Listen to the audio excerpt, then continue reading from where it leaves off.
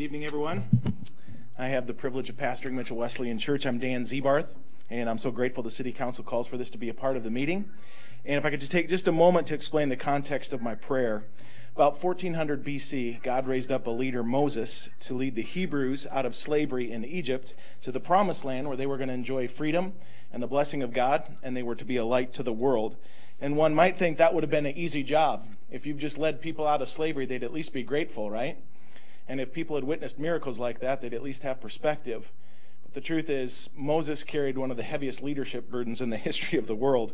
Can you imagine leading 1 million drama llamas through a desert?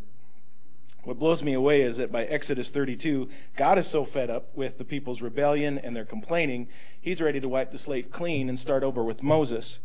And I can't help but think that Moses wasn't tempted, because these people had questioned his wisdom and they had demonized his intentions. And I think that's a burden that is uniquely understood by maybe pastors, but certainly public servants. Moses even faced death threats, but instead of taking the easy route, he pleaded with God to have mercy on the people. He put the best interests of the people over his own. Would you pray with me?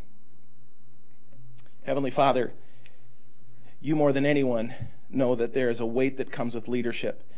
And I thank you for each one here, because they've willingly taken the weight of helping to lead our community on their shoulders. And it's hard to imagine that the perks would outweigh the burden. So, Father, I pray for them. I pray for continued wisdom, compassion, and energy, especially during those times they might face misunderstanding. They might face being misrepresented. They might get armchair quarterbacked by the people they're trying to serve. Father, I pray that you would give them a sharp mind, thick skin, and a soft heart. And in particular, I want to pray for this business meeting. Help them cover the ground they need to cover. Bless the process of hashing things out. Help them disagree without drawing blood, and still at the end of the day arrive at the best decision for our community. And I pray that everyone's heads could hit the pillow tonight with peace and gratitude because of what was accomplished. I pray this in the name of Jesus. Amen. Amen. Thank you.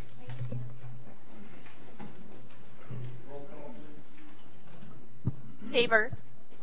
Rice. Here. Dosher. Mcardle. Here. Barrington. Allan. Here. Sharks.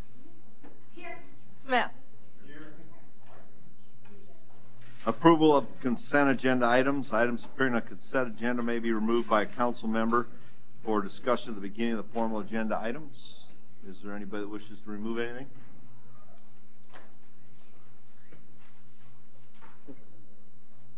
I just have one question, and it's on the pay estimates on the rec center roof. Is that done, or do we still have stuff to go? They're still working. They were on the roof today, I believe. So we will get another before part the of the storm. bill? What's that? We'll get another bill? I believe so, yes.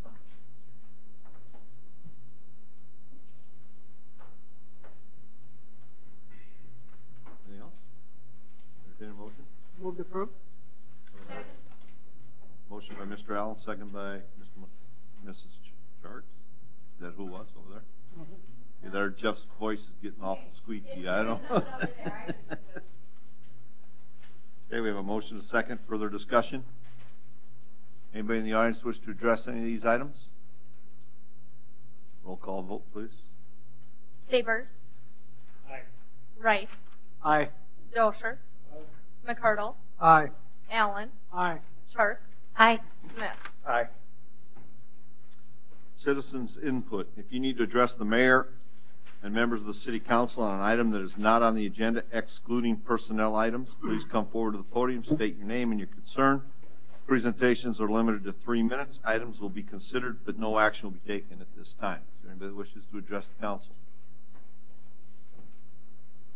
I got a couple things. Okay.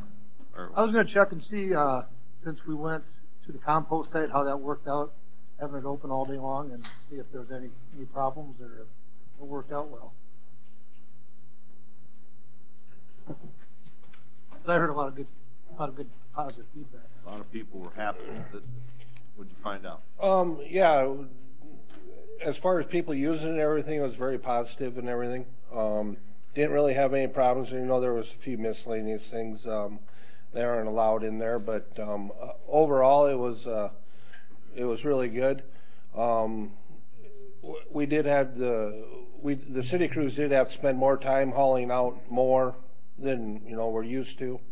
Most of the times we can only have to haul it out once every week, maybe every 2 weeks.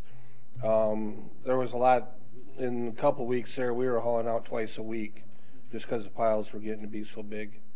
That's the only downfall, and you know, that's going to be weather related, how much rain you get and everything, how often they use it. We did pick up a lot more of the commercial accounts than, you know, we really didn't allow a lot of the commercial accounts in there before, except after 4:30 when the landfill closed. So we've seen quite a increase in that. Our tonnage that we were getting at the landfill really dropped because now it's all going in town, which is, we're spending more time taking it out now. So, but other than that, yeah, I mean, the rules were followed and everything as far as, you know, illegal dumping and stuff like that in there. Did you catch anybody? We didn't. No, we didn't. Oh, you didn't get me. No. Did you have your license plate covered, Danny? No, covered it up. So. I think the only thing additional thing we were looking at was maybe required tarping, because a lot of the transport was through the town, and we did get a few complaints from residents about, you know, untarped trucks and trailers that were going through the town. There was more debris in the road that was coming off. So we'll look at that again, and we'll talk to Justin about how we implement maybe required tarping. Then I had one other thing. I got jumped by a couple of the elderly ladies leaving church yesterday, and they were asking me why we went to a fake tree down here instead of the real tree. And I said, I can't answer that. I had someone approach me from downtown that said, "Hallelujah, I love the trees." They like the old-fashioned ways. Huh? They like the old-fashioned tree. There was a lot of inconsistency with the real trees. I think last year people were complaining because it's short and squatty. Yeah, sometimes we get the Charlie Brown tree. This year, we actually didn't have a tree. We would have had to take one out of our parks. It's a bad time to do that with the Emerald Ash Borer coming. So it's we want to save as many trees right now, I think, as we can. They wanted me to. How much does a tree like that run? Just ballpark. That one was just over 18,000. And that's coming out of that Corn Palace Plaza, the entertainment tax fund for the plaza. 18,000, you said? Okay. It's beautiful. I have had a lot of comments on how nice the tree looks. Nobody's gotten to me about it Whether being it's real or not? real or not. Yes. It does also have LED lights. The other problem that we had last year when they were setting up the tree, they had those large anchors that were weighted down, and bringing the big piece of equipment to move the tree in. There was concern about it causing damage to the plaza long term by continuing to drive over that area. Try to make it look as real as we can.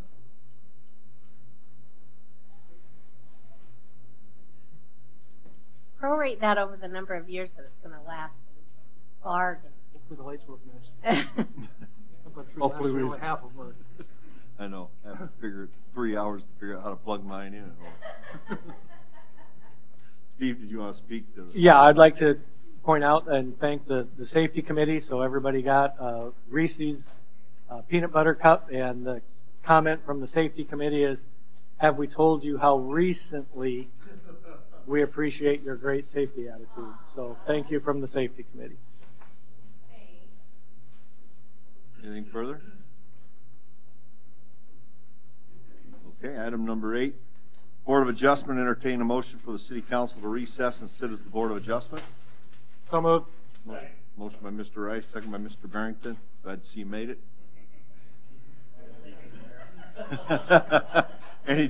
I figured the roads were slick. Any further discussion? Anybody from the audience wish to address it? All those in favor of the motion signify by saying aye. Aye.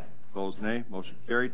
Item 9, action to set date for Board of Adjustment hearing 12/17/2018. Boyd Reimnitz, owner of 620 West 5th Avenue, legally described as the West 50 feet of Lot 789, Block 17, Raleigh, 2nd Edition, City of Mitchell, Davidson County, South Dakota, is requesting a side yard on a corner variance of 12 feet versus 20 feet for placement of a detached garage, property zoned R2, single-family dwelling.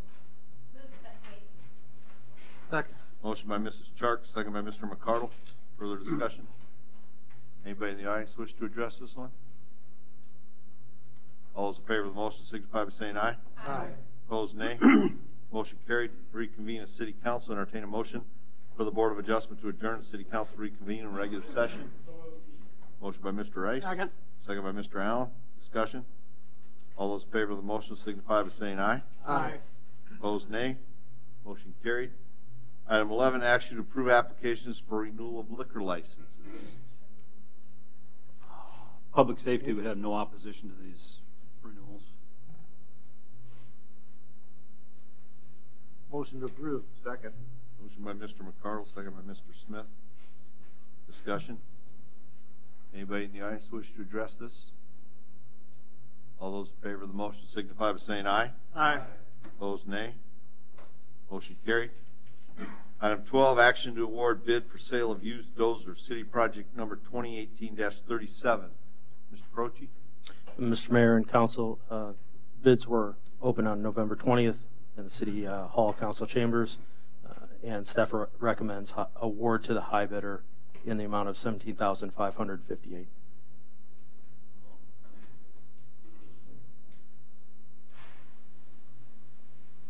Move the award.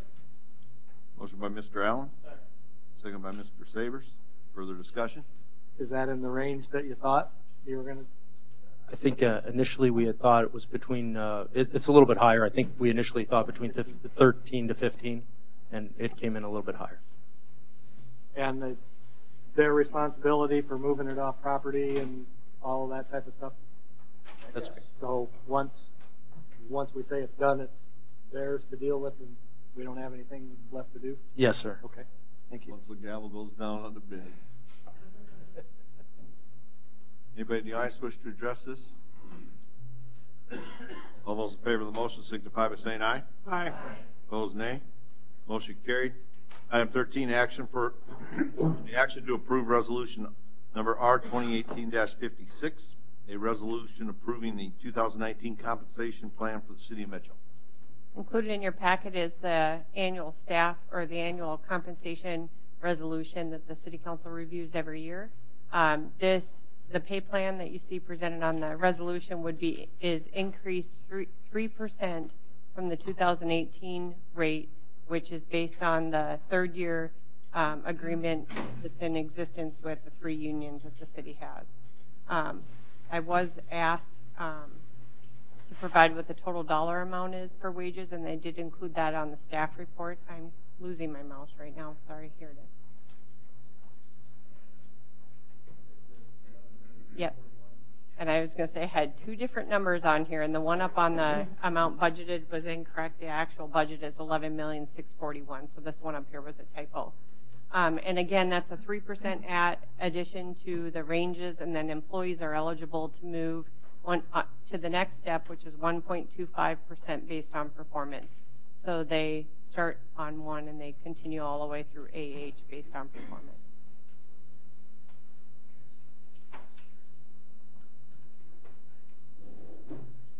Is there any discussion on when we're going to start the next negotiation?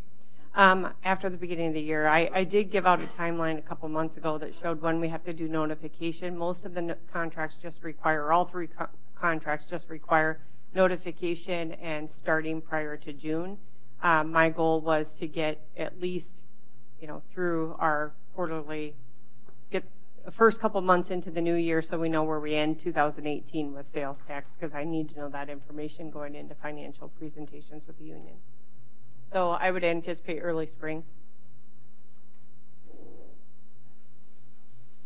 I guess February in my mind is early spring, so maybe that's a little optimistic. I should say I'm anticipating February, March, but that could be still winter. You're hoping for a spring by then. Yeah. I know. Well, maybe it's for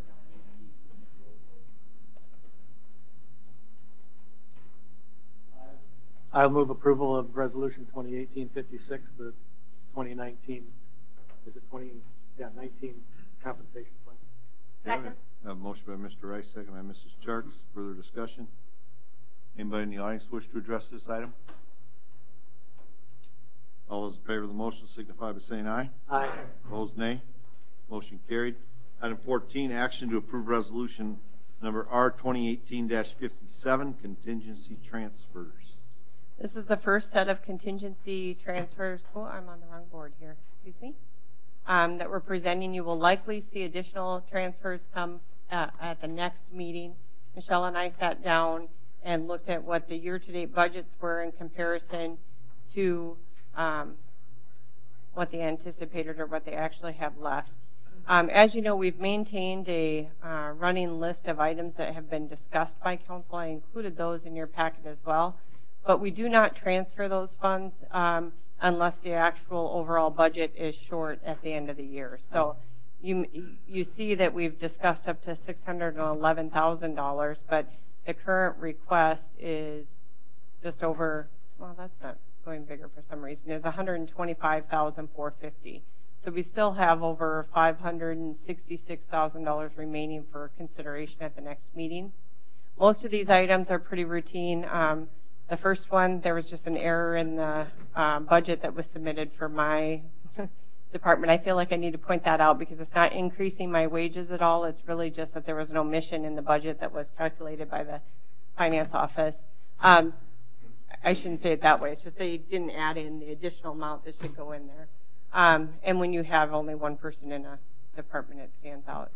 HR, that's based on actuals. So we had expenses that are for drug testing and background checks and then publishing. And we used to publish HR position announcements in individual budgets, but we moved those all over to the HR budget. So you'll see publishing not being fully expended in the departmental budgets. Insurance and bonds, that was for work comp, and I'm not sure why the budget was missed on that, but it must have been just due to the increase in actual wages because they go through and they do an audit and then they bill you based on what your actual audit was. Municipal buildings, that's the first step in some of those costs of emergency repairs. We had the replacement of the AC unit, and then in the IT server room, we had to do that. It was getting up into the 90-degree mark, and we couldn't risk damaging our IT equipment, as well as the deductible for the flooding that occurred on January 1st. So we had some of those expenses that we would have had to pay directly. The last item is for transfers out. We do look at cash balances and estimate if any of those balances or any of those funds are going to be short. You'll see two transfers out, one going to Corn Palace in the amount of $75,000, and then the other one to Golf Course in the amount of $10,000. These are, well, at least with the golf course, that's due to it looked like it's not meeting the revenue that was budgeted in the 2018 estimate. Corn Palace was a little bit of both, short on a little bit of revenue and over on some of the expenditure accounts. Scott and I did look at that a little bit closer this morning. I think it's important to point out that even with the $75,000 cash that we're adding this year into Corn Palace, that's still about $70,000 below what last year's contribution from general fund is. So we tried to reduce it, or it was the budget planned on bringing it down about $145,000. Right now we'll be at $70,000 less of a subsidy than what we did last year. There's still a possibility that it might need another $25,000 at the next meeting, but we'll see how the first month, half of December goes. But it is still less of a general fund subsidy than last year. It's just not as good as what was planned in the budget forecast. The other items that you see on here are still potentially could come up. I don't think so. I think Michelle and I have like 3 budgets that we're really kind of watching closely for the next 2 weeks, and we'll bring those back for your consideration at December 17th meeting. Your bathroom's still on there, Mr. Marion? Yes. That will be in the supplemental appropriations in 2019. And really at that time, if you as a council have other items that you wanted to see addressed that didn't make it into the budget, you could also then request that we do that with any remaining contingency funds out of 2018. I believe last year, one thing that you guys did is you designated money for the remainder of the 27th payroll. And then I know some conversation has been looking at early debt service payments. So I will put all that information together once we close out this year so that you know what you have to work with if you want to make those decisions as a governing body.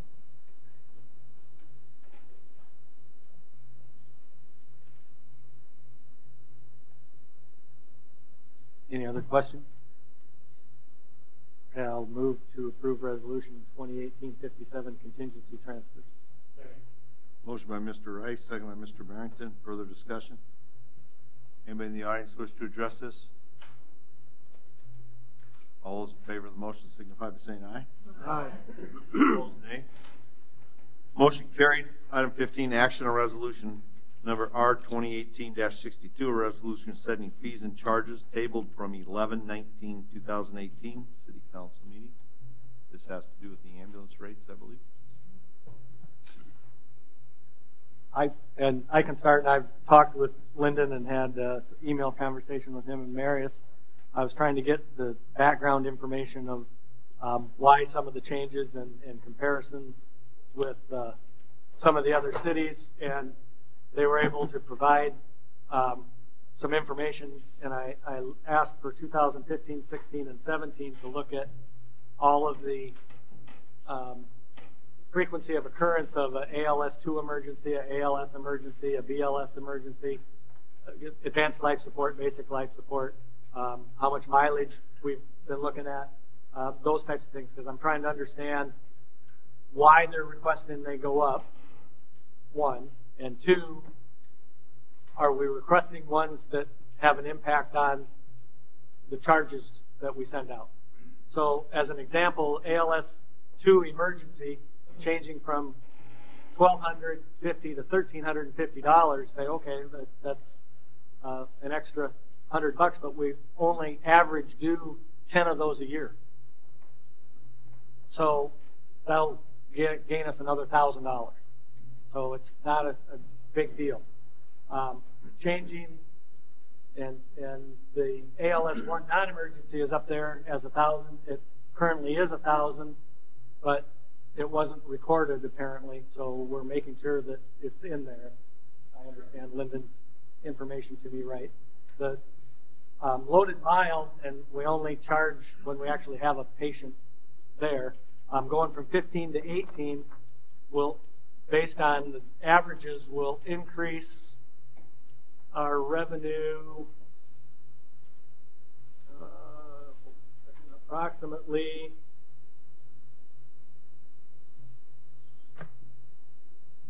maybe $50,000 at the $3 a mile, approximately, from $50,000 in ALS and $50,000 in BLS, so $100,000 total for each. So I guess I don't have an issue with those, and then the comparison with the other cities puts us in the ballpark for a lot of them, or certainly above the midpoint. But the other point that I wanted to look at this to still point out is that we're still collecting less than 50% of the amount that we're charging. And we've been getting worse since 2015. So if we charge $1.3 million in service fees to clients, in 2015 we only collected $700,000. So that means the general fund is subsidized, that year subsidized $600,000. And in 2017 we charged a little over $1 million, and we only collected $365,000. And this year to date we're a little under $1 million charged, and we're up a little bit in collection percentage. We're at about $370,000. So we've got issues not just of how much we're charging people, but our ability to collect. And that's why I tabled it, because I wanted to get some of the information. Are we charging the correct amounts? And based on comparisons, I don't have any question. We don't have our actual costs. We just have what our charges are. but our collection item, we need to work on, and we identified that earlier this fall. But I didn't want people to think that, hey, we're raising rates for the ambulance and we're going to collect all this extra money. We're having a hard time collecting just for basic transport. How do they do the billing on that? Because I know my son, he was playing football and they had to take him to the hospital in the ambulance last October. We didn't get a bill until like March probably. That has changed. We are billing within 2 to 3 days now. That was one of the questions we You're talked correct. about. We were way behind. Oh, that was back We in were October. behind for a while, but I think We got a new program We've got that that integrates instant billing now, so we have corrected that. Linden, is most of this through the insurance for the billing, or where do you send most of this? To the patient, or? Some's Medicare, Medicaid, some is patient pay, some is insurance pay. It all depends what they have when we pick them up. So we know what other cities are charging. Do we know what other cities are collecting? I know that Linden did get some information back, at least from one city, who looked like their uncollectibles are at 40%, where we're at 60%. So we thought about reaching out to them and seeing what they're doing for the collection side, because if our billing is up to date and we're still behind on collection, maybe there's something different we could be doing for that. The other thing we've talked about doing is trying to find a way to isolate or at least identify what type of services, what the billing and collection rate is by service, so that we know if it's an emergency response that's happening in town versus some of those other contracted service we're doing or transports, because that might help you as a board in decision making on how you want to continue to offer or expand services in the future. We think we might be able to do that with project accounting, but we really have just started talking about it, so we're going to get into looking at that a little bit more. Lyndon, do you have any statistics on how much is private insurance versus private pay, or like Medicaid, Medicare? Do you have any breakdown of that? I can probably get it for you. I don't have it in front of me. But if you want to email it to me, your exact question. Yeah. Yep. I will do that. I'll see if we can get it. Okay, thanks. Okay. The other thing, I don't know if we want to look at down the road. Some of the cities charge the counties also a set amount, which right now we charge Hanson County $5,000 for services, but that's about the only thing we're charging as an outside entity. So I don't know if that's something down the road we want to look at. So. We've been discussing this at length and trying to improve on everything, so we're working on it. Do we use a collection agency? We do. Yep. Have we used the same one for a long time? And are the results we're getting from them where they should be? That's what I think we need to compare to other cities, and especially if someone else has such a good collections rate like Sturgis does, what are they doing differently? And Linden thought maybe they had a different arrangement with the Raleigh, but there might be other service vendors that other people are using, or other methods that are having a better recovery than what we have. The other thought quickly is that if we raise rates, that's going to eliminate some more people from paying. It could raise the write-off a little more too, but it could generate some revenue. So, yeah, the other one that was changing was the BLS from 600 to 750, right? Right. And that has a 3-year average of like 418, and that's down. We were at 662, 608, and now 524. So it's going down, but that $150 for that could increase 60 to 85,000 depending on where the 2019, if it comes in within the variation of the last 3 years plus 2018. So that one, looking at, could bring in $60 to $80,000, which, and that then led me to the same question that you asked. Are basic life support ones the ones that we get paid well for, or are those ones that are delinquent a lot? And without knowing that, I hard to know which rates to try and increase. And a lot of insurances pay, like the maximum they'll pay is a certain dollar amount. So are we like significantly more than what most insurances will pay, or are we in line with it? That would make a big difference because, people will say my insurance will pay this, I'm not paying the rest, or I'm not able to pay the rest. Hey, Linden, when's the last time we went up with rates like this? I don't know what year it was. It's been a few years. So it's time. Yeah. And then I did put together, so you can see these are the increased rates, but we did look at where our rates fell in comparison to other cities. And when you take Mitchell out and just look at the other comparison cities, and then what the average was and what the minimum and the max were, the yellow ones would be where the city is below the average or below the average and the minimum.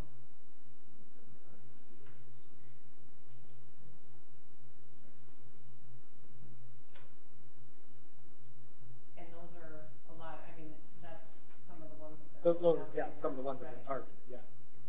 Well, that's So I think it makes good. sense, when Linden was looking at which ones to increase, they looked at what do these comparison cities show to try to get closer to what everyone else is doing. Of course, now they'll probably all jump up too, so that's They might. Now, if you've seen Sioux Falls' contract, what they do with their private pay, the city has to okay it, but they have a built-in 3% increase, or I think it's every year as long as their contract is going. And they meet certain criteria throughout it. So they have a built-in increase. Are we servicing other counties besides, is it Hanson or Hanson Hanson County? and Davison. Yeah. Hanson, just those That's two. our primary for Okay. emergency. But we do service other counties besides those? No, not as primary 911, but we'll do transfers for them, or we'll do like advanced life support intercepts. If they're coming in hot, we'll intercept with them, like on the interstate or someplace else, jump in their ambulance and go. We do have those contracts in place. Have we got the new ambulance yet, Linden? What's that? Did we get the new ambulance yet? No, it's supposed to be here right after Christmas.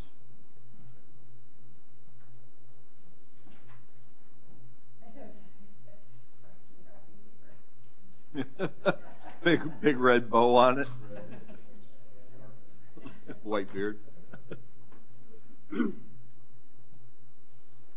So I guess the good point to make is I think we're getting a lot more information about where our fees and charges are coming from. And I think if we take that time to kind of delineate what the collection rates are on each of those categories, that will help you as a board making decisions moving forward on where you want to expand or not expand services. So if we adopt this resolution, does it allow us to make further adjustments as we gather more information? We can amend that, or? Yeah, it's just a resolution. It's not an ordinance, so it just takes action by council to change it.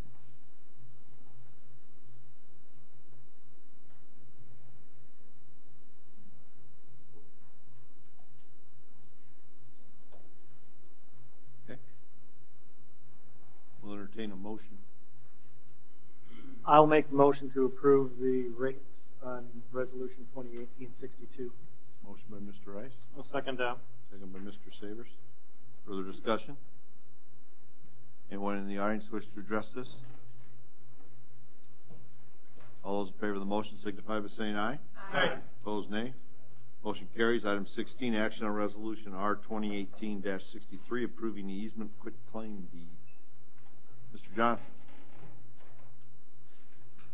Mayor and Council, on this item, we did receive the initial request from Davison County Title.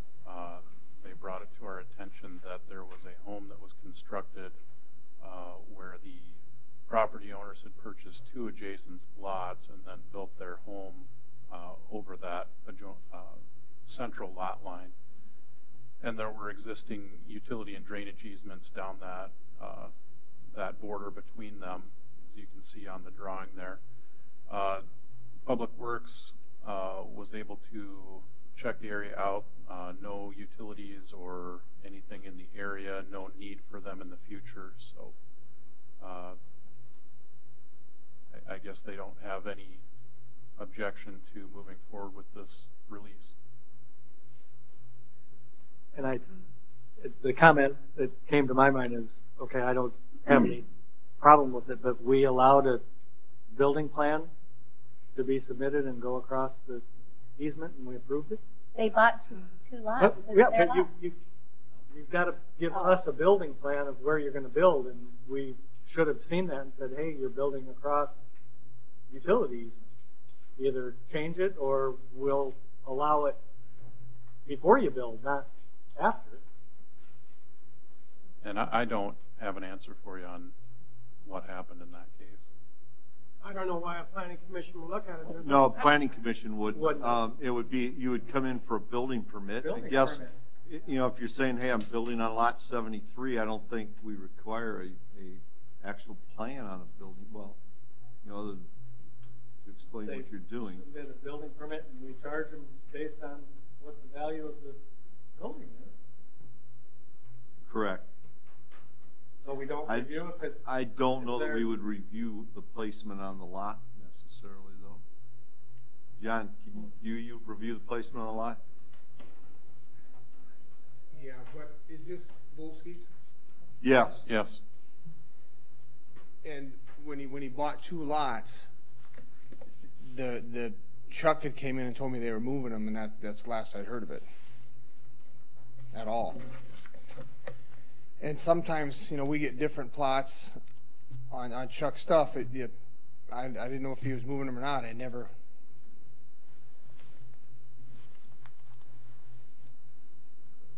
I'd like to move approval of resolution 2018-63. Second. And we've moved several. Like we just did another one for Vanderpool out there, and you know and that's kind of between them and the guy selling the lot. I guess I don't request them to bring me back one that's redone. Maybe that's something we need to I need to take a better look at, or we need to put ordinance in for. Well, but so my question is, what if a month ago the city had reason to use that area for utilities? Would we tunnel under the house? That's when he bought 2 lots. That was the reasoning for them going to be moving them. I guess I didn't recheck it. Generally, what should have happened, I think, is they should have replatted. Replotted. And then it would have removed utility easement. Yeah, correct. Because there's none in there at the time, is what Chuck told me. But yeah, it's a good point. If something I missed, then maybe I need to put another step in the building review process. Because it happened, you know, it's the new section of town. Yeah. I think we'll look at it and see if there's any modifications that would be necessary. But in this instance, typically what would have happened, you sell the 2 lots, you go back and replat it, make it a single lot, remove the easement. And that was what was conveyed to me. And like the Vanderpool one, that took a little longer because, well, Danny had some knowledge on that, where it was at on the golf course out in Wild Oak. And the utility easements obviously are, so if you're building a house, 2 houses on the 2 lots, you have the ability to get utilities and drainage away from and whatnot. So, yep. So it kind of becomes, if you sell to one person and they're going to build a single, you know, for themselves. Because what I did, Councilman Rice, I probably just went and looked at the setbacks, and right, I mean on the other side, and the rest of it's goes out, you know, over my head maybe. I didn't. But that's kind of what I focus. I'm so focused on that setback, and geez, make sure you don't violate setbacks. So we don't need a variance, and you get to the other part. And okay. Thank you. Okay, we have a motion and a second. Further discussion? Anybody in the audience wish to address this one? All those in favor of the motion signify by saying aye. Aye. Opposed, nay. Motion carried. Item 17, action on resolution R 2018-64, historic preservation findings in relation to the property at 301 North Main. Mr. Johnson. All right. Well, you've heard from me on this topic in the past several times, and I did provide a staff report to the council. Essentially, what we're dealing with tonight is state historic preservation laws.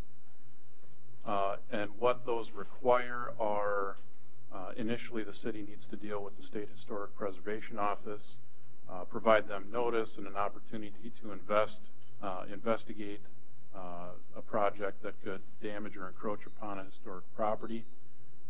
Once they've conducted their investigation, they'll issue final comments, and then it's up to the local governing body to make a final decision on whether that project should proceed or not. So in the instance of 3rd and Main, we've been dealing with it as a nuisance property for over a year now. State Historic Preservation Office has received updates throughout the project as it's developed, and they finally issued their final comments back to the city at the beginning of November.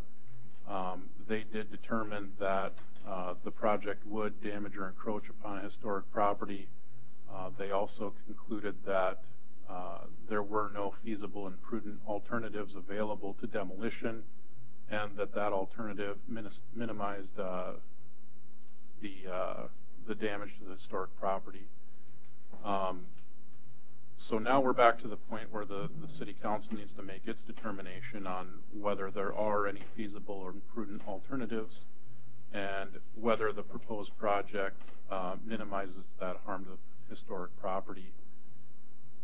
That's kind of the last step for complying with the state historic preservation laws, and then we've got to give notice back to the state, and then we still need to deal with the civil lawsuit that's going on before anything would proceed. If you want me to go through any of the history, I will try to walk through it if there's any questions. Otherwise, I know that the property owner's attorney is here tonight as well. I'm sure he'll have some comments to make. So I guess we'll start with questions. When was the date we actually shut the road down? I mean, I know it's a long time ago. I don't remember the actual date. I want to say it was sometime in July. Before I was at the council, and that was a year ago, last July. I believe it was last July when the road actually got closed. You want to speak, sir? Come up, please state your name.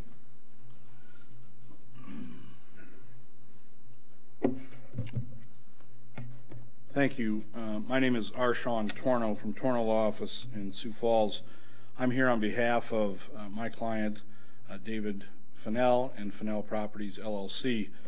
And I do represent Mr. Fennell and the entity that is Fennell Properties, LLC in this matter. And I would encourage you to further look at this matter because it does deal with a historic property. I can tell you my background of 32 years in practice, 16 of those years I worked for the city attorney's office in Sioux Falls. A majority of those years I dealt with code enforcement. So this is an area that I've dealt with for a number of years at the municipal level, and I can tell you that dealing with historic properties is a unique animal. And certainly while this matter has, I'm relatively new to the file beginning in July, but as I understand it and look through the file, it appears that this was initially started under a previous property owner. Then we had Mr. Fennell, and now you have a new property owner dealing with this. And I certainly don't encourage within any bureaucracy that things should take 3 years, 2 years, or the like. But I can tell you that it's not uncommon for a matter like this to go on for over a year.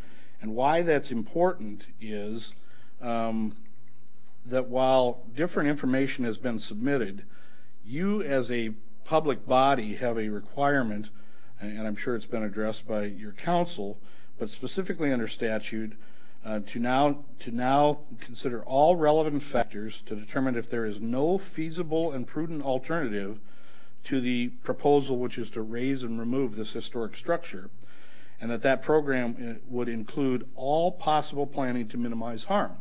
As you've heard, and we would agree, that it's been found that this is going to create a harm to the Mitchell Historic District, and we think that there is a reasonable alternative that has been posed but has never been proposed to this body, and that is, as I understand it, in just last November of 2017, Larry Jerza prepared a report that would have included appropriate remediation to abate the nuisance.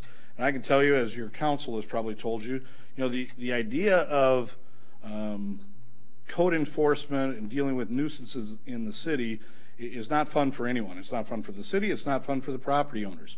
But the goal of a nuisance action or code enforcement is not to punish a landowner. It's to simply abate the nuisance. And we would submit that on behalf of Fennell Properties LLC, there is a reasonable alternative. And I'm not sure if it's been proposed, and I'm not saying council didn't. I just don't know what all has been submitted to the state. But I don't know that Larry Jerza's report was submitted in the architectural plan. It, of course, I'm sorry? Did you guys ask Mr. Jerza? I did not. With his report being, seems like a backbone of your... Right, I see it on the screen. Yeah, but I think it would have been nice for you to have asked him to come and talk on your behalf if you think he has a viable option. I think he does, and he submitted the report, and I can appreciate that, Mr. Mayor. I guess I did know that the city had the report, but has set that aside in lieu of what was later found by a structural engineer. I can also tell you, as I've been advised about the file, that David Fennell was asked to either get an architectural report or a structural engineer report. He did the former, not the latter. And he got this architectural report, which the summary of it is it would address, in my mind, abate the nuisance and leave intact the majority of the structure. And in fact, what it would address is I always have to think of my directions, but basically the back or the west part of the building. And leave intact the rest of the building, which of course is not only Mr. Fennell's business, but as I understand it, he has a tenant, so keep two businesses intact. And it was at a significantly less cost than what the structural engineer said. However, on the staff side, again, as I understand it, there was an indication that, well, no one will touch that without a report from a structural engineer. I don't know that. I haven't seen that. But as I understand it, they checked with 2 or 3 outfits whether that's the case. Well, there are more than that I think could be checked with. And I think once it gets to this significant level for this body under the statute to determine if there are no feasible and prudent alternatives, I think that should be explored more. Simply, and not just a sort of a cursory pretextual determination that, well, because the structural engineer says to raise it, that's what ought to happen. The structural engineer didn't say to raise it. He said you needed to cut the back third or 2/3. I've read his report. In fact, I just read it right. 2 days ago, or Friday. And as I remember, he did not say raise it. He said you could continue to occupy the front portion of that building as you do now. Right. And then his recommendation was to saw cut it and remove the portion that is damaged and falling in. And to also, as I understand it, fill in the basement and to take other steps at a cost of some $230,000, which is cost prohibitive, of course, as compared to Jerza's report, which would be more in the range of about $40,000. Has your client tried to do either of these? And I appreciate the question. In fact, as I understand it, work was started on a building permit, and shortly before the building permit expired in March of this year, Mr. Fennell talked to your building inspector and asked for an extension because, of course, as I understand it, again, the building permit was issued in about November of 2017 and expired at the end of March. And at that level, at that staff level, your building inspector declined to extend the permit, and it's been declined to be extended to today. I think that was a demo-only permit, but let me ask my building inspector. Mr. Haig, would you come up here, please? What kind of permit did he have? He did have a building permit, and we did nothing. We let it go all the way to the expiration date, and there was not enough progress being done. OSHA was also called in, and they stopped his staff from, and we had that report, as does OSHA. They were over here at least twice, and I met with them. And one of the things, I'm getting a little bit off track here, but I want to get this cleared up first. One of the things I asked OSHA, I said, was it our responsibility to see the safety of the workers? He said, no, not exactly, that's ours. But one thing we do, once the job was not progressing with a qualified contractor, that's when it's determined then that we need to get and no contractor would touch it without the engineer's report, as he stated. That is true. And then we let the building permit expire. We gave him the time that we stated on the permit. And when at the time we wrote that permit, Dave assured me it was going to get done, going to get done, going to get done. It never did. Now we're getting into, and once further destruction of the property happened, a little bit of a windstorm, that's when I also made a determination we're not going to extend this permit. We gave him all the way to the date that was on the permit, March maybe 31st, whatever it was on the one that's on the screen. And the engineering report come back from AES out of winter, and their recommendation was, at a minimum, do this and this, and the cost was cost prohibitive. I would agree with that. And there was no other scenario brought forward to us by the owner on how he is going to proceed. So Mr. Jersey's report was never presented to you? Jersey's report was presented to me, and it was an architectural stamp, not a structural engineer stamp. But he said he could do it, and I said, I'll give you a chance at it, and we did that. We gave him ample time, as our ordinance does on our building permit, and then the construction deadline was not met. It wasn't even 20% completed at the end of the permit date. And I don't believe he can get insurance. I don't believe the building's insured. And if it deteriorates further, I don't think we have a choice but to condemn the building, because of life safety on the adjacent property owners due to gas and power. And I'm having discussions now with Northwestern Energy on that topic. Thank you.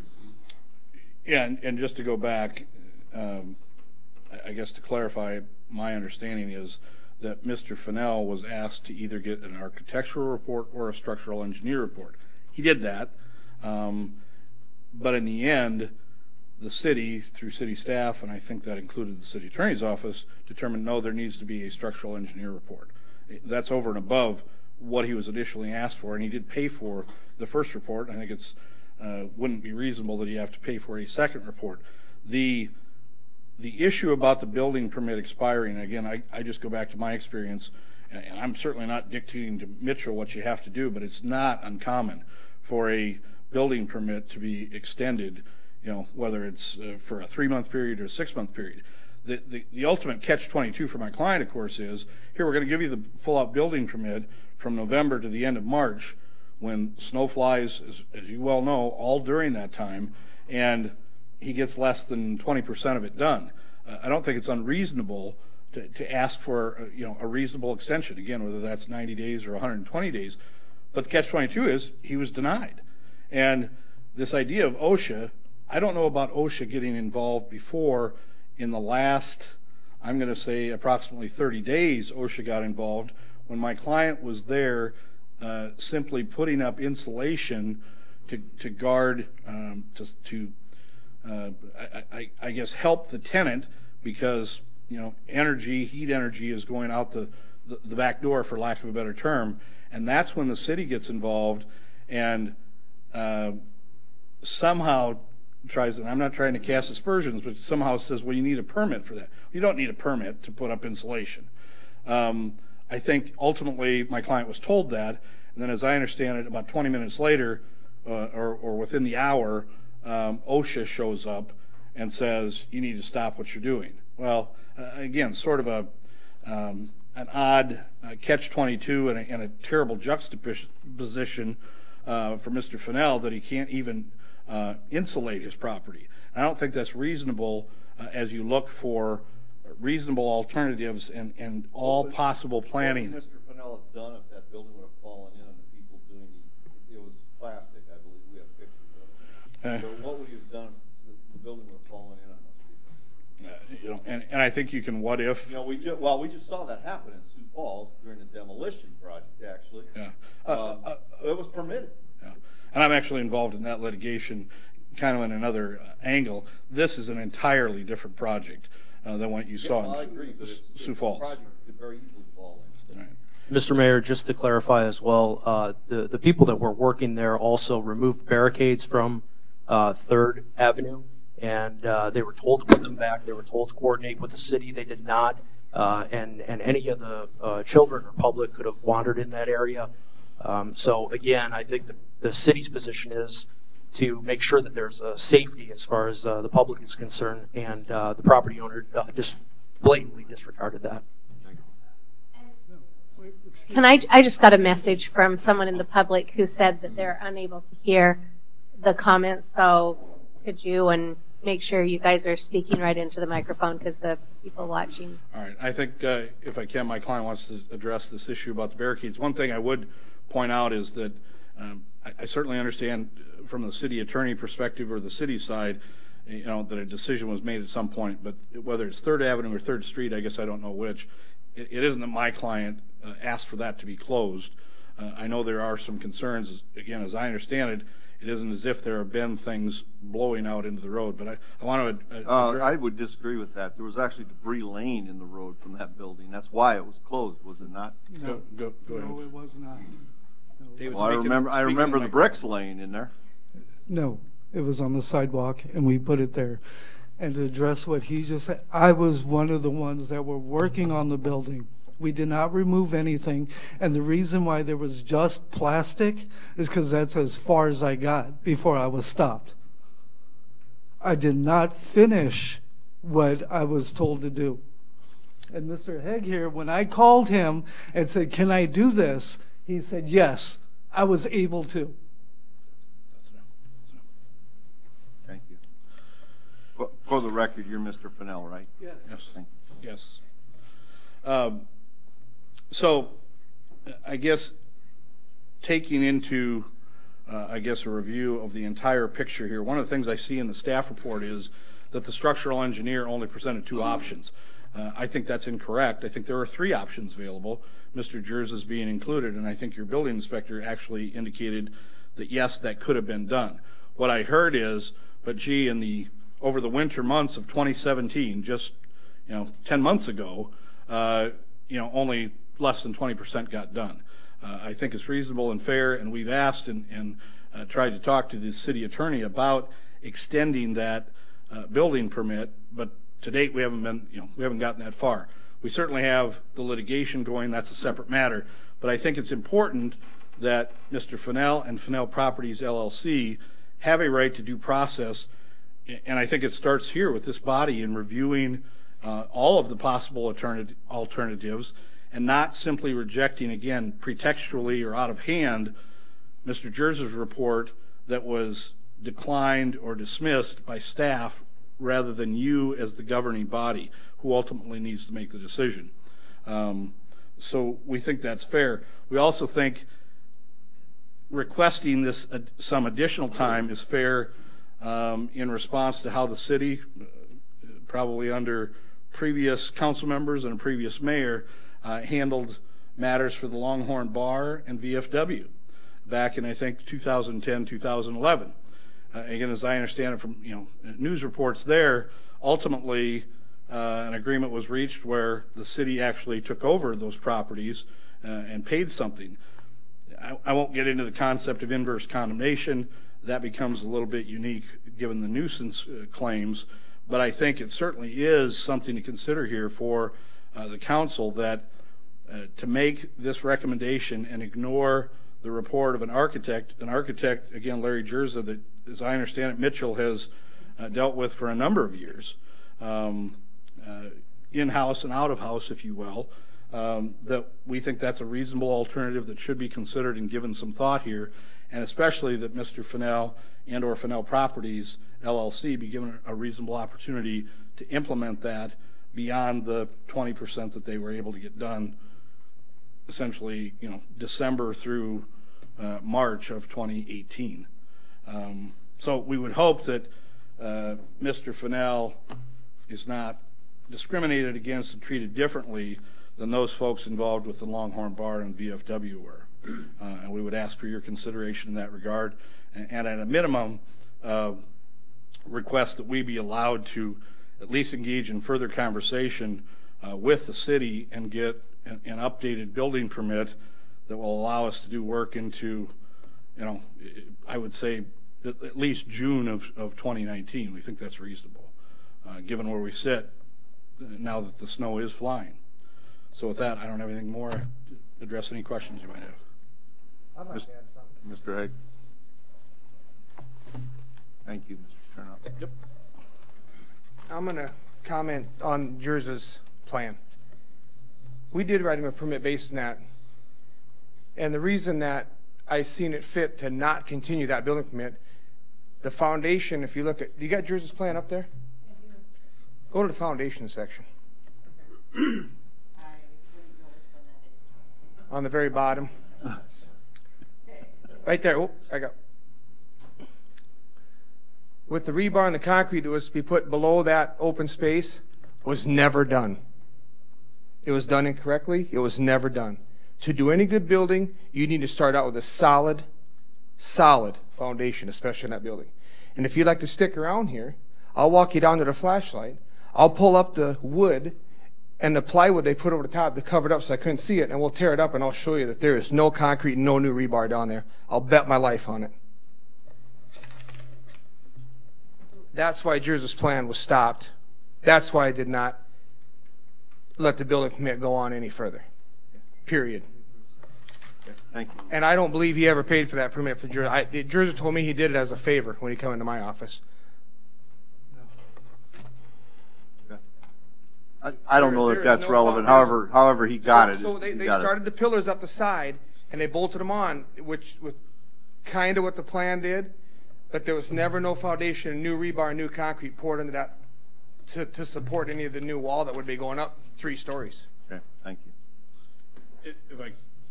If I could briefly, again, on behalf of David Fennell and Fennell Properties LLC, I'm not here to get in a debate with your building inspector. I would just say this, with all due respect to your building inspector, he's a building inspector, he's not city council.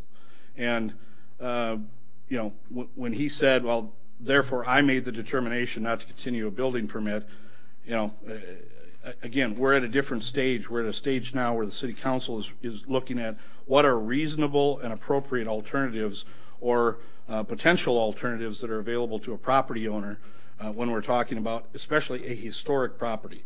And I think that's a different level than dealing with the building inspector. With that, Mr. Fennell has something, I guess, to address as to the this issue about the rebar.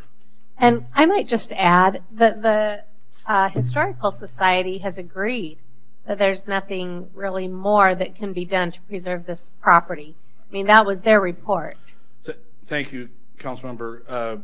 What I don't know, and maybe Mr. Johnson can submit, what I don't know is if the Historical Society was giving Mr. Jersey's report as an alternative, and whether how that was addressed with them. That's what I do not know, being relatively new to the file. And I'll also tell you that as council people, you keep saying, that's him, but we're council. I can't tell you how often all of us around this table are told that that building has got to be taken care of so that we can open that street. It's a detriment to our community. There's a million reasons that we need to get that building taken care of one way or another so that we can open that street up. So I think that's, our responsibility is to represent the public and to help do what we believe is best for our community. And so that's the challenge that we're being faced with. And what we're hearing is, take care of it so that we can open that street. And to say we're going to give another 9 months would be, well, it would be very difficult for us to defend to the public, I think. Thank you. And I fully understand your role and your hearing from the public, but I also understand, again, in my 16 years with the city, that there's a balancing test that takes place on what you hear from citizens and what you have to do as a council member as compared to property rights. And we're just asking you to make, knowing that building permits are extended all the time and that they're not summarily dismissed or terminated at the end of March, that we think it is reasonable. We wouldn't have been in this position, it'd be my point, we wouldn't be in this position if Mr. Fennell would not have been stopped as of March 30th, 2018. So why did we wait 6 months to come before us and ask to have that building permit extended? I mean, what's been going on in the last 6 months? Why did we not ask for that to be extended 6 months ago? So the record's clear. My client asked for that to be extended. I don't think he made a motion to come before the council, but asked Mr. Haig before the permit expired, and he was declined at that point. So it was asked for in March. But Mr. Fennell can add to that. Go ahead.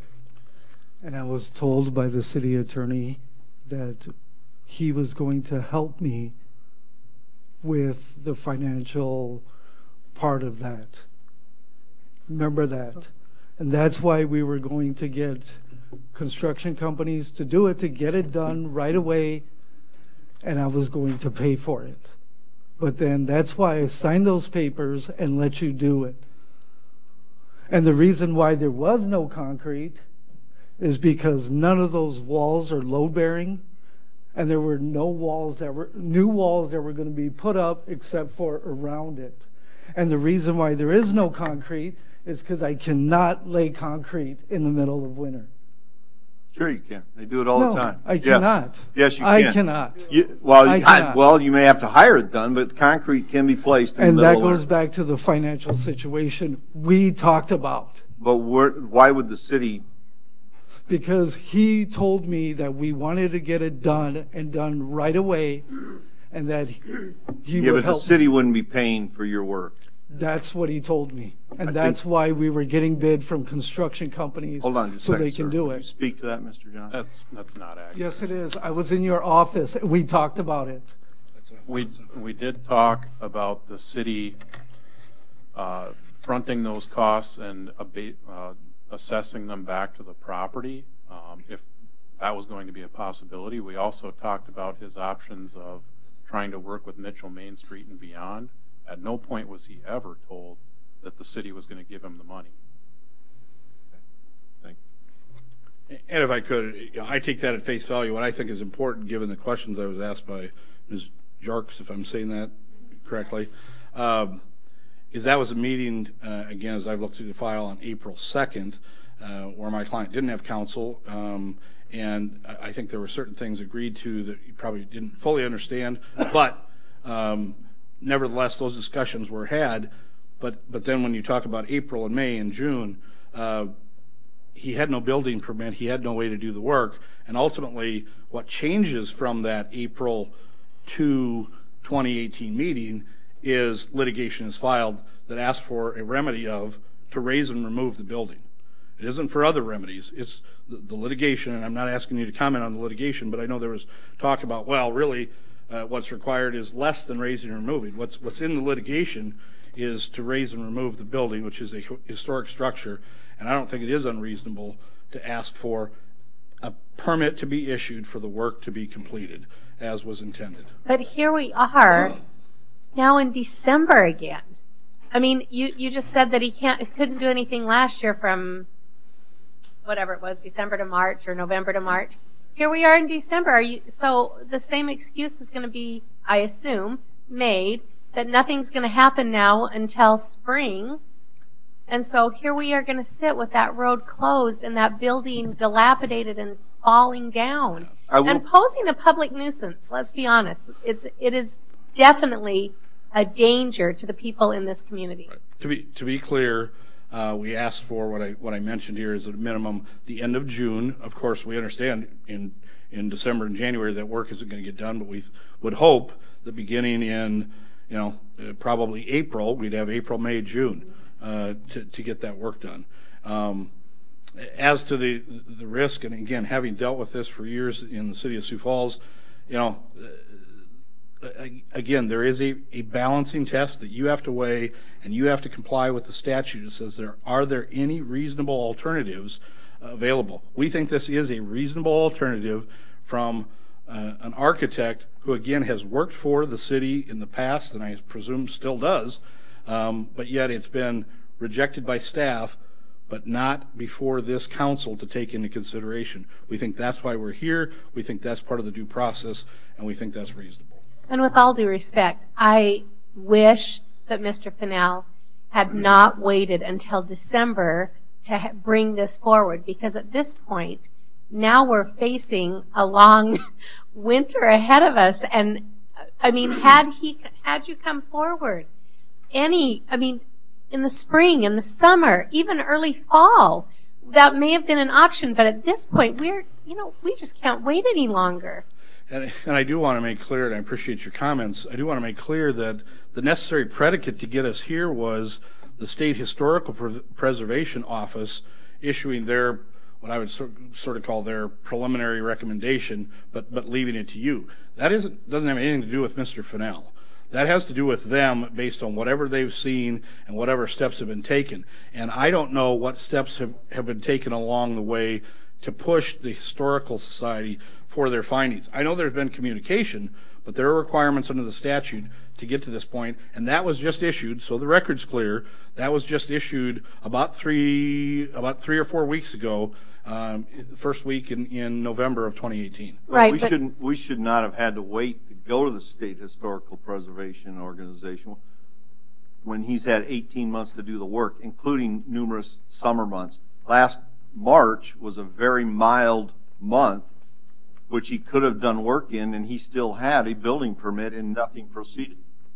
Well, and again, when you say the summer months, you're including all of 2018 where he didn't have the permit, and he didn't have a permit as of March 30th. This was in 2017. He did have a permit, and he didn't take part in any work. He didn't own the property. He didn't own the property. In March of 2017, he didn't own the property. And he bought this property after the wall fell in? I don't know exactly. I know the transaction took place in approximately September to early October of 2017. But in March of 2017, and that's one of the concerns we have as well, but I'm not addressing that here, is that there was a different property owner who didn't go through all of the steps of the nuisance conditions. So to say that it's been 18 months is not an accurate statement, with all due respect, sir. That Mr. Fennell initially owned the property beginning approximately October 1 of 2017. And that permit we closed the road after the building fell in July of 2017? So apparently when you did that, when a different owner owned the building. I got to disagree with that, I think. But I don't know. I don't know what the purchase dates are. I can tell you what the purchase dates are. They're the end of September or approximately October 1 of 2017. So whatever was done in closing the street, again, at that point, Mr. Fennell was not the owner of the property, nor is the owner of the property today. I drive by. So who owns the property today? I said I represent David Fennell and Fennell Properties LLC. Fennell Properties LLC owns the property. As of when? So did Mr. Fennell transfer the property to Fennell LLC? That has been done, as I understand, yes. Was that done in October of 2017? No, it was after that. You have a deed?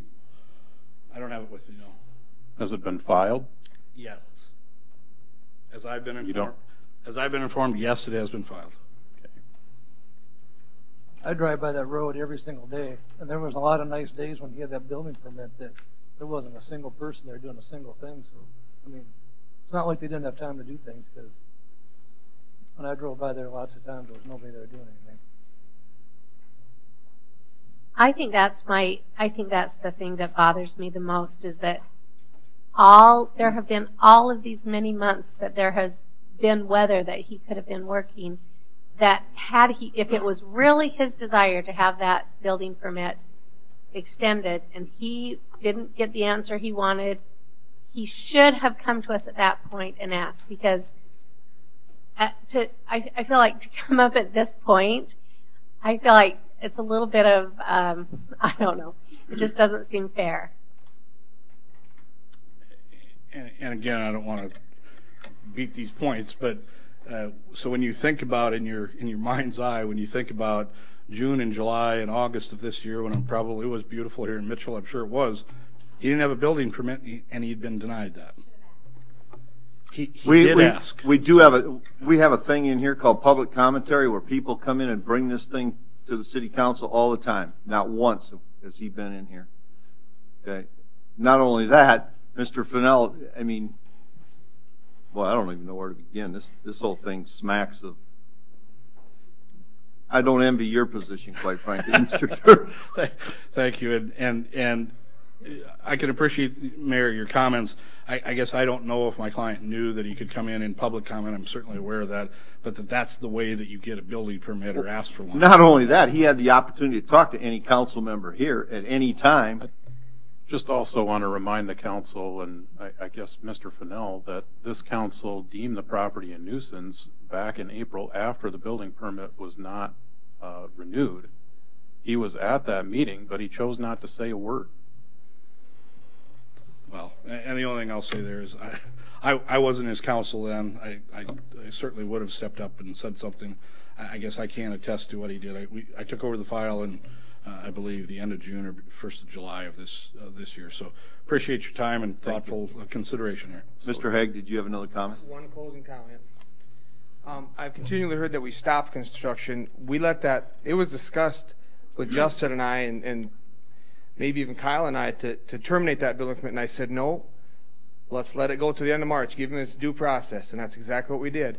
And since the plan was not being followed, I wasn't going to renew that building permit, or extend that, not renew, extend that building permit under that plan that wasn't being followed.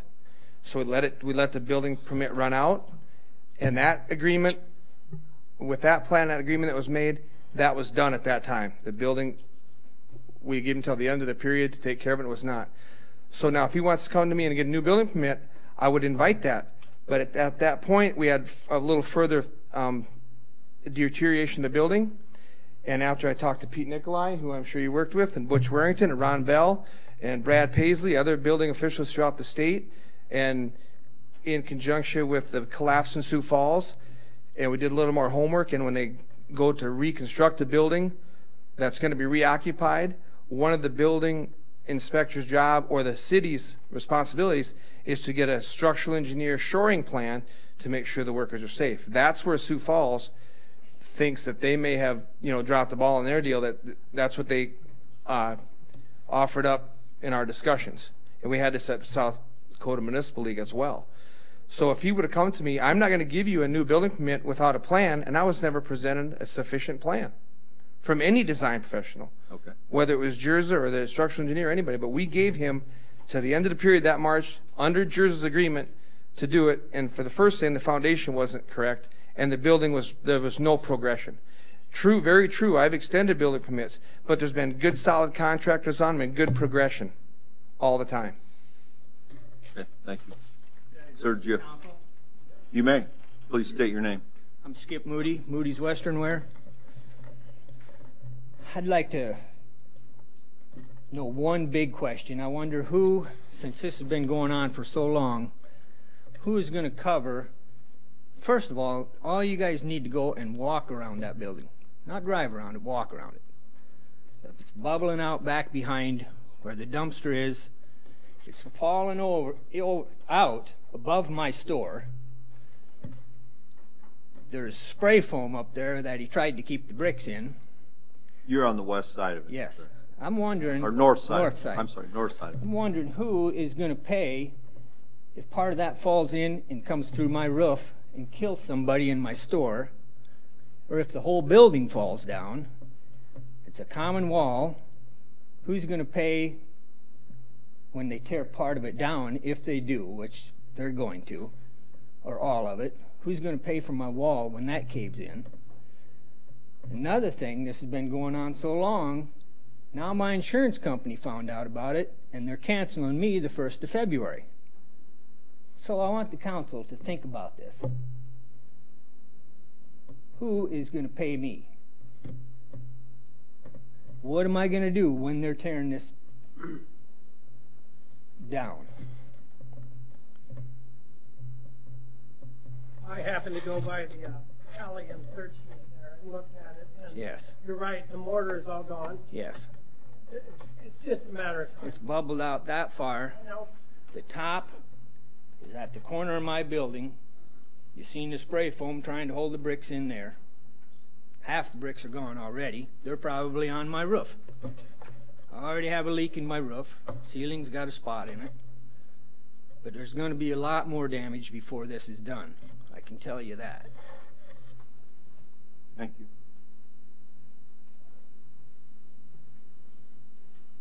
I guess just to try to bring this back to the focus of what's required by state law here is we're trying to determine whether there are any feasible and prudent alternatives to demolition at this point. That's the first step. And I can tell you that after staff discussions, Mr. Jerza's plan, and this is nothing against Mr. Jerza by any means, he's a fine architect, but he's not a structural engineer. So we initially approved the plans under the understanding that Mr. Jerza was going to be able to do this kind of work. And we operated under that assumption until the building permit expired. At that point, the city tried to find other contractors who might be able to come in and do the work and then go through the assessment process or something along those lines to have Mr. Fennell repay those costs. But eventually we found out that no contractors were interested in the work without the opinion of a structural engineer. And at that point, we brought in a structural engineer to do their assessment, and their assessment conflicted with what Mr. Jerza found and addressed in his plans. So at that point, staff felt that those were no longer acceptable. So I can see when you look at this in a vacuum, you know, he had plans that he was able to work from before. Why is he not being allowed to do those now? Well, we've got different information. And not only do we have different information that shows that those plans are no longer sufficient, we've got reason to believe that they weren't following those plans to begin with. And we know that that work wasn't being done by a responsible contractor.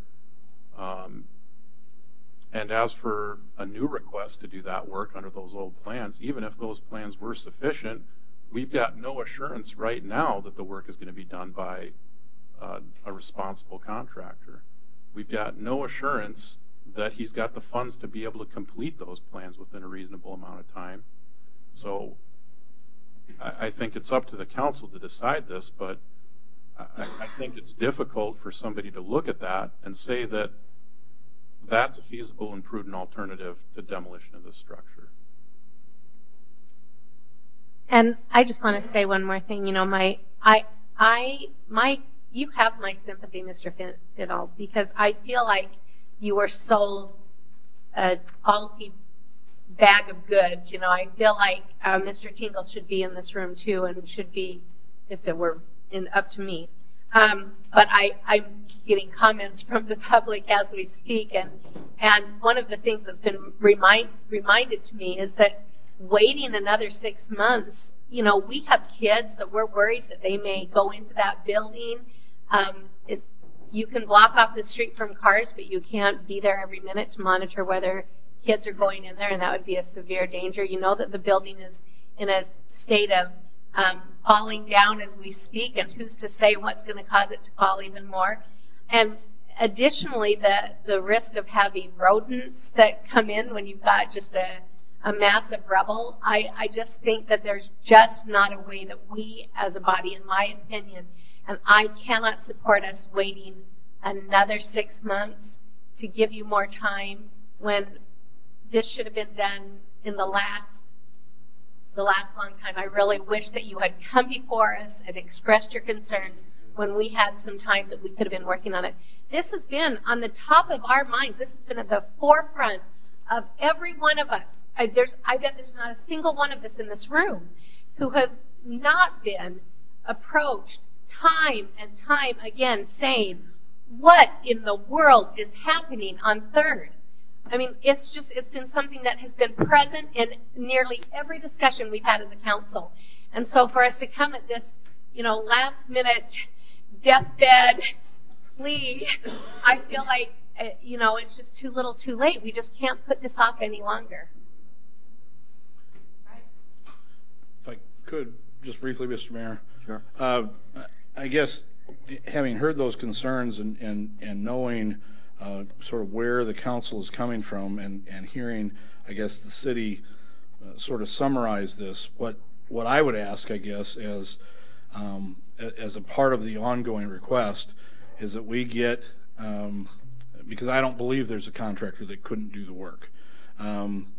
But again, being relatively new to the file, I haven't been able to explore it, but I would ask, and I think it's a reasonable request, we be given 45 days to come forward with a plan that would show that we could do this in an economically feasible way, and knowing that that work isn't going to get done in the 45 days, but we could come back to you in 45 days and with a contractor that would allow for and show that that work could be done, not to go through the full raising and removal request has been out there, and that it wouldn't need to be at the cost prohibitive of $240,000. And I think as a part of that JRSA report, and again, one last thing, and I'm not trying to again beat this up, but I still submit that JRSA report was not in front of this council, and I don't expect you to fully analyze it. But that was rejected. You heard it from your building inspector by him, that he didn't think it was feasible, and then talking to staff and again, casting no aspersions, but they made a determination. Well, they are not you. You're the council, you're the policy-making body, and we think because we're at that level, and I don't think we're quite on our deathbed yet, but I understand the analogy, that we be given 45 days to come back and present that and show that this could be done. And that we don't have to destroy a historical building that's been around since the 1800s, as you all know. So that's my... I was going to insert a time for a question here. Sure. One thing that Mr. Johnson said that does make perfect sense is Mr. JRSA is an excellent architect, but he's not a structural engineer. So do you have in place a structural engineer report that states that this building is secure and solid? No, we don't have. What I heard your building inspector say is they accepted Mr. JRSA's report as either an architect or a structural engineer, and they were willing to work with that. It was only later that they got the second opinion. Well, quite honestly, I would say that structural opinion is really a first opinion. And if necessary, as a part of getting a contractor to look at this, they can coordinate or work with a structural engineer. We'll do that, and I would propose to do that within 45 days, if it can be done. And I guess I have a question follow-up on one of your comments, that whether the JRSA plan was in front of us. The JRSA plan is stamped and dated November 1st of 2017. Correct. And the building permit was issued after that on November 2nd. Right. So therefore, the city did have JRSA's plan. Right. I said you as a council didn't have JRSA's plan, and one of the things you're required to do under the statute is look at all the alternatives. You didn't look at the alternatives. Your staff did. Our staff didn't. And that plan, according to testimony tonight, our staff has told us that plan was not followed. So that what I heard was that about 20% of it was done by the end of March. No, it was said that plan was not followed. Whether 20% was done or not is irrelevant. I mean, so I could be given a plan to build a wall, and part of the building of that wall is to put structural steel up. Right. But other part of building of that wall is to paint the walls. And another part of that might be to do some flooring. Well, 20%, I could paint a whole bunch of it and say, hey, look, I got 20% of it done. The painting's done. But none of the rest of the plan that needs to be in place was followed. I understand. And if that's information that I'm getting, whether the plan was in front of the council was given information that the building permit has been issued and they will be working on it, until the point that we were informed that they weren't making any progress of it. The council was given that information. I can tell you that. I was given that information, and I'm a member of the council. Correct. And we did, to a point of Susan brought up the fact that we hear there is not basically a week that goes by, and sometimes it's daily, of what is happening on 3rd Street, to a point that we asked the city administrator to put it on the agenda every month. And we discussed it for how many months straight, Stephanie? You probably don't have a number, but it was several months. It was 4 or 5 months. I was trying to pull up the agendas where it was actually listed. I'm not finding them right now off the top of my head, but. And Mr. Johnson, the structural engineer that worked with the city, that individual that we had come in. Albertson Engineering. Yes. Blake Tiedemann. Yeah. And you were satisfied with that report, is that correct? I had no reason to doubt the information that the structural engineer prepared. And if I could just briefly, to Councilmember Rice's position or indication about what the council had before him, I'm looking at your staff briefing, and it says the city had 2 options, page 2 of the staff briefing. What's not there is, but there was a 3rd option, the Jerza report. I understand you received information from staff. And we started with the Jerza option. That option was pervaded. Right. And just so the record's clear, it's our position that that to issue that in November of 2017 and have it expire in March of 2018 through the winter months is not a reasonable alternative for a property owner. Now, you can look at me all you want. Having dealt with these all the time, I mean, they're renewed regularly. When I hear there's 20% of the work done, you know, I didn't hear that there was no work done. You certainly could put in the permit, we're going to only extend it 60 days, but we have to show completion of up to 50% or something like that. That wasn't done. The staff level made the decision without taking it to you, and staff can make decisions, but didn't present an alternative or a reasonable alternative as is required under the statute. That again, that there is no feasible and prudent alternative, and that the plan, that is to raise it, includes all possible planning to minimize harm. And we're saying that because we're at this level, and I understand the comments that you're getting, and I understand the city chose to close 3rd Street, and people are 3rd Avenue, whatever it is, people are upset about that. But I'm saying don't take that out on my client, and don't discriminate against him as to how he has to, within a matter of less than 6 months, deal with this property when he's a property owner, as compared to what the city did, again, with the Longhorn and VFW and the steps the city took there. I think there's a significant difference, and we would just ask to be treated fairly, and we think as a part of that, to be treated fairly, we'd be given 45 days to come back and present this to you for your then, as a body, as the governing body, to make a full and informed decision about all the reasonable and appropriate alternatives.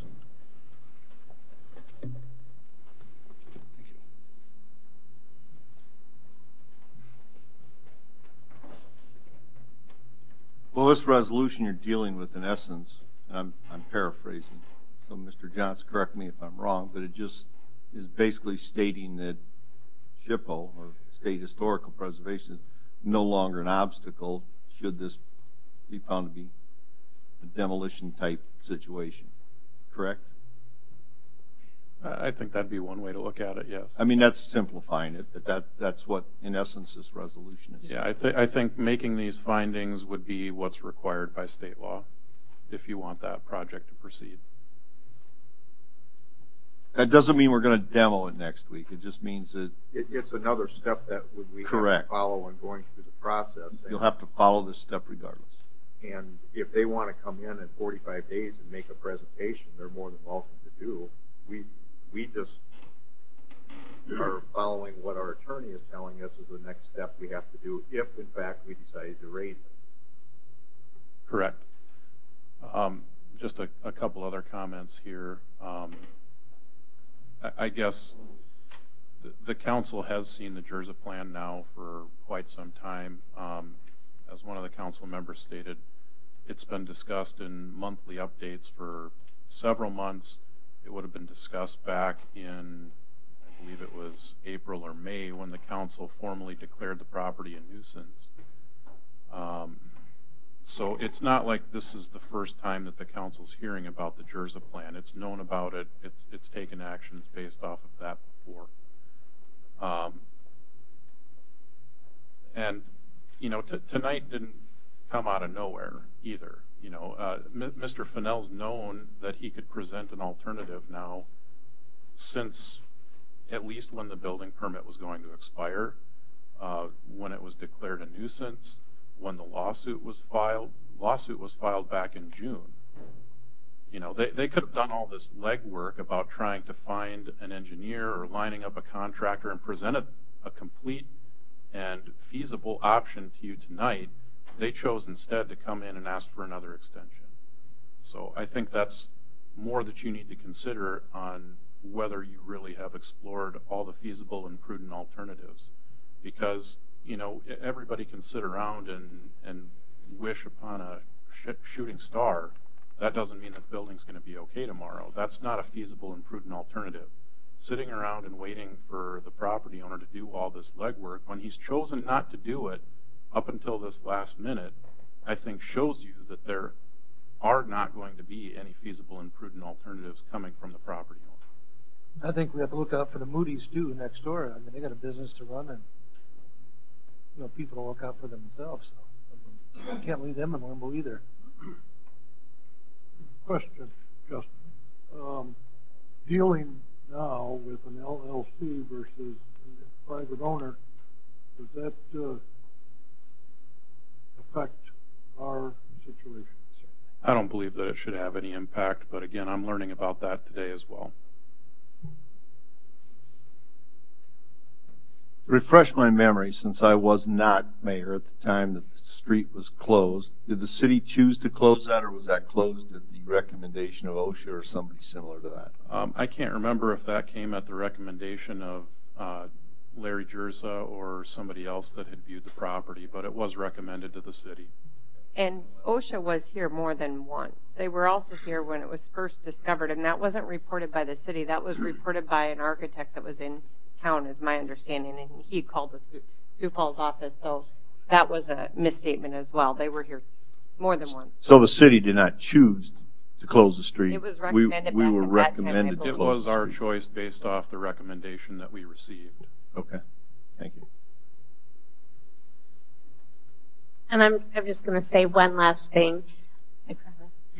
But the thing is, we don't take tearing down buildings lightly. I mean, if this ends up happening, it is going to potentially, and I hope it doesn't, but it potentially costs the city a great deal of money. I hope it doesn't. That said, it's not something that we would automatically go to as our first resort. We would have loved it if there had been a way to fix that building and preserve it and make it something that, I mean, we would love to preserve our downtown. The city is working to rehabilitate and renovate our downtown. We would love to have been able to preserve that building. But at this point in time, it's gone too far. And my heart goes out to you, Mr. Fennell. It really does. But this is something that needed to come to us long before now, long before December 3rd of 2018. We needed to have you coming before us with a plan long before this. And once again, I apologize to you that this is the action that I'm going to support and that I feel like I need to in order to represent the best interests of the city. But I just can't personally see us going any longer on this, and I apologize for that, but I have to do what I believe is in the best interest of the city. I'd like to restate one thing just to make sure it's on the record. Is also this JRSA plan was presented to a couple contractors in town, and they turned it down, and one was Moeller's. But I know Bob Moeller called me up personally, brought the plan down, sat at my desk and said, without a structural engineer on it, I don't want to touch it. And that's when Dave come in, and I don't have no problem with Dave. We had some great conversations. And he come in and said, I want a shot at this. I can get the guys to do it. And I said, okay, I'll give you a shot, but you better follow this plan. And it didn't get done in time. That's why I give him till the very last day. If you know, if he'd have pulled in a concrete truck there the last day, then he probably had a foundation to build on. And I got numerous notes after that saying, okay, you got to get a structural engineer. We can't get one to come. They're a month out. They're 3 months out. They're 2. They said to be here next week. He tried to contact several structural engineers, and they took one look around the building and walked away. I got all that written in my notes. And then that's when, after the building permit was getting down to the end, there was several conversations about let's just pull it, let's you know, go stop the construction. And I said, we got 15 or 18 more days left. Let it go to the end. We gave him the time that we stated we'd give him. We don't have to do some other kind of litigation. And then that's when we start noticing the west wall by Moody's, and we got the city then opted to get their own engineer involved, and we looked at it, and there was further deterioration, and that was also a determination of why we're not going to extend that building permit. But Dave tried several engineers to come in here, and nobody would give him the time of day. They didn't want the project. They took one look at it, and if I'm wrong, Dave, correct me now, but I know you tried to hire people. You called people. Scott called people. Justin, I was going to ask a question. If this resolution is approved tonight, what is the next step? Next step is we'll notify the State Historic Preservation Office that you've made the findings, but we still wouldn't be proceeding on anything until we get further through the civil lawsuit. If I could just briefly, in response to what your building inspector pointed out, what I would just point out for the council, again under the statute, SDCL 1, 19A 11.1 that you're required to follow as a governing body, there's no provision that says that in trying to determine a feasible and prudent alternative that it's limited to 6 months. And that's, I bring that up because we know about the prior owner, and we know about that the building permit was stopped, let to terminate, if you will, as of March 30th. And I think our proposal to say within 45 days we can bring you that plan, whether it's engineers or someone from Sioux Falls or the like that has been looked at this, with all due respect to your building inspector, that 2 local engineers weren't going to do it, I don't think exhausts the alternatives that may be available. And we think it's reasonable to allow for that 45-day time period when you are dealing with a historic property. Again, we think that's a reasonable time period, and in keeping in mind that again, the building permit was only in effect for 6 months. We're not going to demo this thing tomorrow, so you have time. If you want to go find somebody, by all means, have at it. Right. But we're continuing, I think, with the steps here, depending on what the council decides tonight. I understand, but as the council is making the decision tonight, you're making a decision tonight, December 3rd, that there are no reasonable alternatives, that there are no possibilities here, and that's going to be your recommendation back to SHPO. You've got us in civil court, so I mean, we know this thing isn't going to proceed fast now. So I don't have you in court. The city, of course, brought the action. We're defending that action.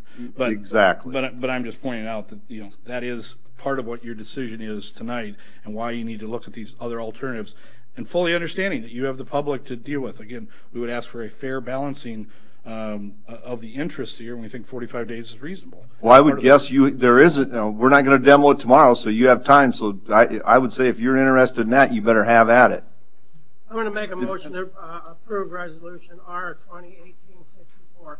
Motion by Mr. Allan, second by Mr. Mcardle. Further discussion? Your motion was to approve, right? Correct. Okay. Further discussion? Anybody in the audience wish to further address this? All those in favor of the motion signify by saying aye. Aye. Opposed, nay. Motion carries. Thank you for your presentation. Item 18, first reading on ordinance number O 2018-16, snow removal ordinance for District Day, updating the boundaries.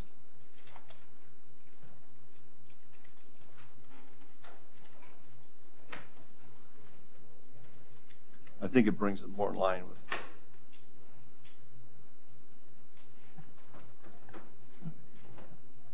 Who's speaking?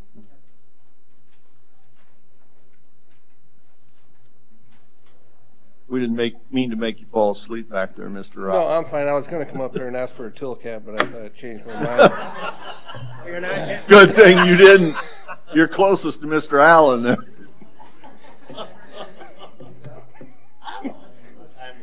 Yeah. Got one in the back room. No, I don't. This is all this is. We're not really restructuring anything. We're clarifying it. This obviously hasn't been looked at for quite some time. So I sat down with Mr. Overweg and Mr. Figland, and we just made the ordinance read and reflect what we're doing here. So everything in green is what you see in the ordinance. So we are not changing any of the boundaries of what we do for District A snow removal. Everything in green is exactly the way the ordinance reads. There are some directions that are kind of changed on that we're proposing to be changed. And what that is more or less the placement of where the traffic department places the actual District A signs. You're going to see a couple areas in red. On the far north there, that's Main Street 19th to the Southside Highway 37 bypass. And we have always, ever since the bypass went in, the ordinance has never been updated to include that area. So instead of stopping at 19th there, we do remove snow all the way up to the south side of 37 bypass. And there's no parking on there, no nothing, so that really doesn't, we'd like to get it added into the ordinance. It doesn't affect anything. There's no parking there. As you go south, right there on the left side between, that's on North Raleigh between 6th Avenue and 7th Avenue. We start our snow removal for District A at 7th Avenue and we head south. My understanding is that's not, the ordinance reads up to 6th Avenue. It doesn't include 6th to 7th. We would like to put that in there if there's no opposition. The only understanding I have after speaking with Linden as far as our recollection of that, at one time, and there still is, there's one or two residences on the west side of the street there, the middle of the block, which would be directly south of the parking lot there in the southwest quadrant. They never had really a place for off-street parking, so to speak. And so all their parking was on the curbside there. So if it's included in District A, snow removal, and it's included in the ordinance, then if they continue to park there, it's subject to ticket and towing. What they need to do, like everyone else does in District A, they need to park off-street or around the corner. So we're looking to get that added in. And then there on 5th Avenue on the north side of the courthouse, we have always removed snow there too, curb to curb. It's just not enforceable right now for public safety to do any towing there. We'd like to get that added in there, I guess. There's a few residences on there on the north side of the street. Otherwise, the whole south side's all county courthouse. And Linden might be able to touch base on his understanding. He's obviously dealt with this longer than I have. That 600 block in North Raleigh that we talked about, some of you may remember this came up several years ago, and so I think some of the residents came in. It's going to affect 5 houses in that block. There's 4 on the west side, 1 on the east. Oh yeah, there's one on the east. So this is first reading. I would tell you if they have a concern, invite them to the next meeting to express that concern. Just my recollection, that did come up before. For some reason, and the north side of the courthouse, back on East 5th, okay, we look back, that got approved in Traffic Commission by Dan Allan, but it never got added to the ordinance for some reason. That was So- your fault. Well, it's our codifier or somebody, but while we're doing it, we want to clean all of it up. But that was once approved already. Yeah, during that time, didn't we also add part of Kimball? Yeah, the north part of Kimball got added to the emergency snow route. Yeah. From 5th to 7th. Yep. It's not District A, but it did get added to the emergency Emergency, snow okay. route. Yep. 'Cause I remember we You're talked correct. about. And then there was just one more portion, I believe, down on South Kimball, 200 block of South Kimball. Okay, we would like to take off, or is it not on there? Okay, well, it was on the ordinance. It used to be the one block between Kimball and Hanson. It was directly on the south side of the Coca-Cola bottling company. Yep, right there. We'd like to remove that. Really, there's no reason to have that anymore. The only reason that was there is because that was the big bay doors for all the Coca-Cola semis, and so the main reason was that was all concrete and everything. There was no curb and gutter, and now that building is no longer there, there's really no reason to do that one block stretch between Kimball and Hanson then, or Kimball and, yeah, Kimball and Langdon on Hanson. Yep.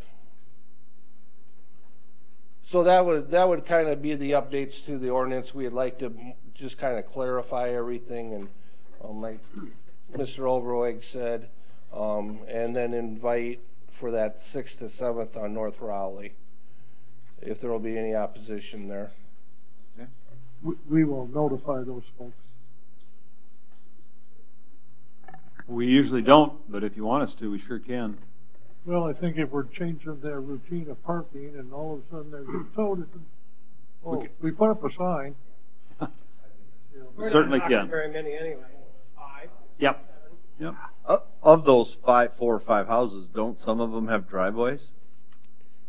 They said not many. They may. No, that one does on the side. Yeah, the corner's all. But then the second house in has none, and the third house in has one, and the fourth house in has one. Yep, and then the one on across the street has one. Yep. Yeah. So really, there's only one. There's a couple. Oh yeah, okay. Typically, we never do the parking lots and the streets the same night. So they do have a city parking lot right on the north side of their houses there, that they can pull their vehicles in there while we do the streets, pull them out the next night when we do the parking lots. So they do have an option in that block. If they're known, if that be known to them, I think it's important. Yeah, I if agree. you tell me that you're in zone You'll A, send a I want letter to be to 'em. parking in that parking lot Okay. if I live there, because that's zone A. Right. So I think we should point out their options too. Mr. Roth, could one of you, either you or Mr. Overwick, send a letter to those residents and let them know we're changing? Yes, our office will. Thank you. Yep, we can. Thank you. Motion to place ordinance 2018-16 on first reading, Okay. with the suggestion of sending out the letters. Okay. Motion by Mr. Smith, second by Mr. Rice. Further discussion? Is there anybody in the audience that wishes to address this? Audience is thinning out. All those in favor of the motion signify by saying aye. Aye. Opposed, nay. Motion carried. Item 19, first reading on ordinance 2018-17, supplemental appropriations. When we did the budget for 2018 for completing the pool, we just took the construction cost from what was paid in 2017 and forgot to include the professional services when we did that. So I think that that's where it's off, because that would be the remaining the difference with professional services. I did note in the staff report that this change is still keeping you within the approved overall budget that was approved by the election. It's just the actual operational budget wasn't set correctly. So the cash would come from that existing fund. Move to place on first reading. Motion by Mr. Allen, second by Mrs. Charks. Further discussion? Anybody in the audience wish to address this? All those in favor of the motion signify by saying aye. Aye. Opposed, nay. Motion carried. Item 20, executive session. Motion to enter into executive session according to South Dakota Codified Law 1-25-23 legal. Motion by Mr. Rice, second by Mr. Mcardle. In favor of the motion, signify by saying aye. Aye. Opposed, nay. Motion carried. We'll go into